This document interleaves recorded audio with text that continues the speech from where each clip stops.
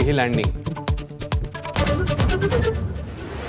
पहलगाम हल्ला, पाकिस्तानी लष्कर, आयएस आणि लष्कर-ए-तय्यबाचा कट. एनआयएच्या तपासात अनेक मोठ्या बाबी उजेडात.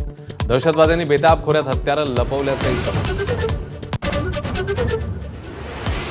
पहलगाम हल्ल्याला पाकिस्तानच जबाबदार. अमेरिकेचे उपाध्यक्ष जेडी वान्स यांनी ठेवला ठपका. संघर्ष नव्हता, भारताने दहशतवाद्यांवर कारवाई करायला पाठिंबा.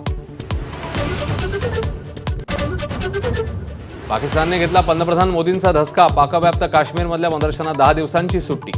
पाकच्या धार्मिक विभागाच्या प्रमुखांचा निर्णय.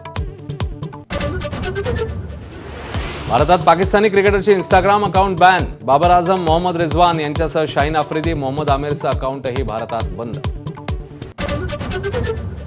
पाकिस्तानला पाठवल्या जाणाऱ्या काश्मीरच्या कुटुंबाला सुप्रीम कोर्टाचा दिलासा. कागदपत्रांची शहानिशा होईपर्यंत पाकला न पाठवण्याच्या सूचना. मात्र निर्णय याच प्रकरणापुरता असल्याचंही स्पष्टीकरण. पहलगाम हल्ल्यासंदर्भात सरकारला समर्थन म्हणजे जनतेच्या भावनांशी खेळ. संजय राऊतांचा हल्लाबोल. मुंबईतल्या वेव्ज कार्यक्रम आणि बिहार प्रचारातल्या मोदींच्या उपस्थितीवर बोट.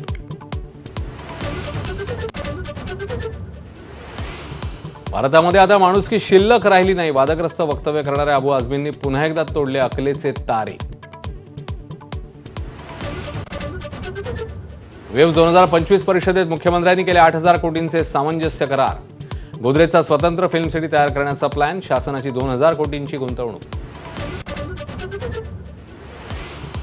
मुख्यमंत्री व्हायचंय पण योग आलेला नाहीये. अजित पवारांनी पुन्हा एकदा बोलून दाखवली मनामधली इच्छा. महायुती मुख्यमंत्री पदासाठी अजित पवार आशावाद. लाडक्या बहिणींच्या खात्यात एप्रिल महिन्याचा हप्ता आजपासून जमा होण्यास सुरुवात. येत्या 2 ते 3 दिवसात लाभार्थी बहिणींच्या खात्यामध्ये 1500चा हप्ता जमा होणार. महिला आणि बालविकास मंत्री अदिती तटकरे यांची माहिती. 9 महिन्यानंतर पूजा खेडकरचं अखेर दर्शन. दिल्ली क्राईम ब्रांच कार्यालयात 7 तास चौकशी. विकलांग सर्टिफिकेटने नाव बदलण्याच्या आरोपांचं खंडन. उल्लू ॲपवरील वादग्रस्त शोचं स्ट्रीमिंग थांबवलं. शोमधून अश्लीलता पसरवली जात असल्याचा आरोप.